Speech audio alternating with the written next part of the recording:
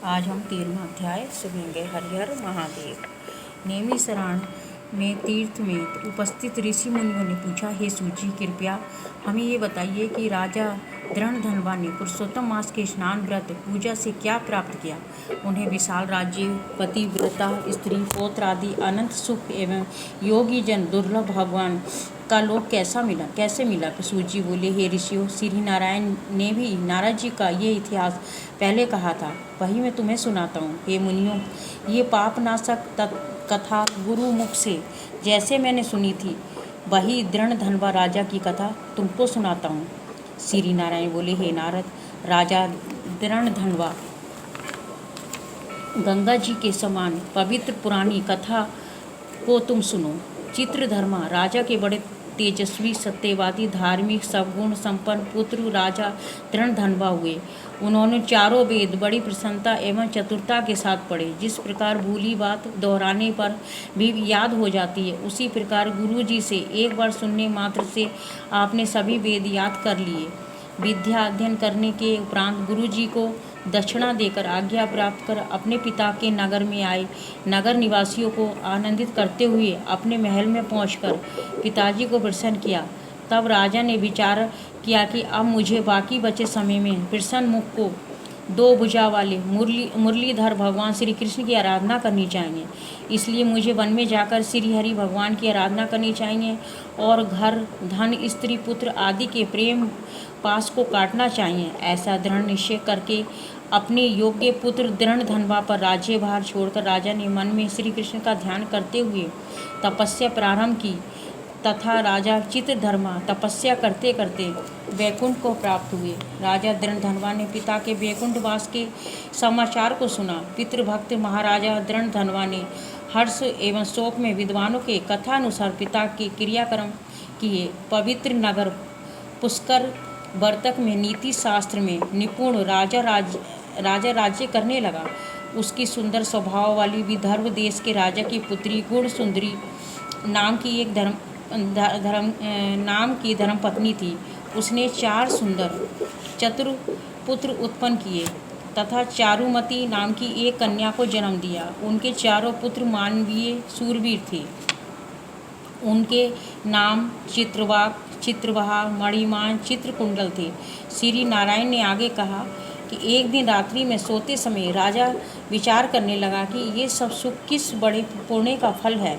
मैंने कोई तप नहीं किया, ना दान किया है, ना कोई हवन ही किया है।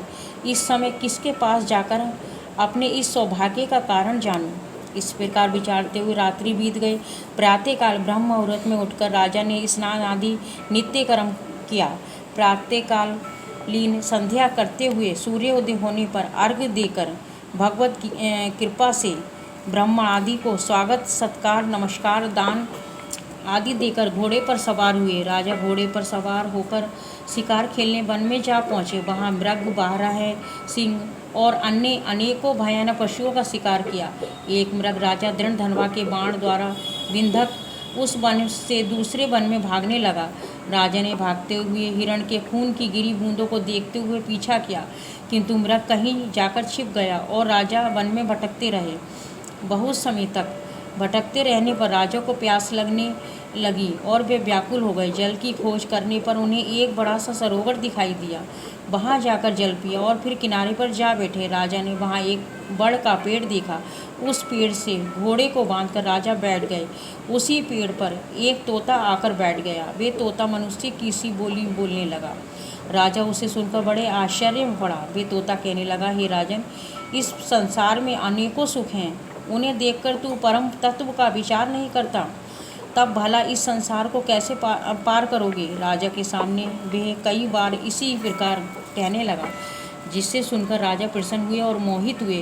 राजा विचार करने लगा कि ये तोता नारियल के समान अगम्य सारपूर्ण श्लोक को बार बार बोलकर क्या कह रहा है।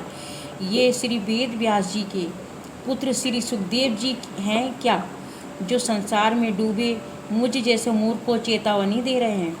इस प्रकार राजा विचारने लगा। इतने में वहाँ शिकार में बिछड़ी सेना भी आ गई। तोता राजा को ज्ञान का ये उपदेश देकर उड़ गया। राजा भी तोते के वचनों को याद करते हुए अपने नगर में आ गए।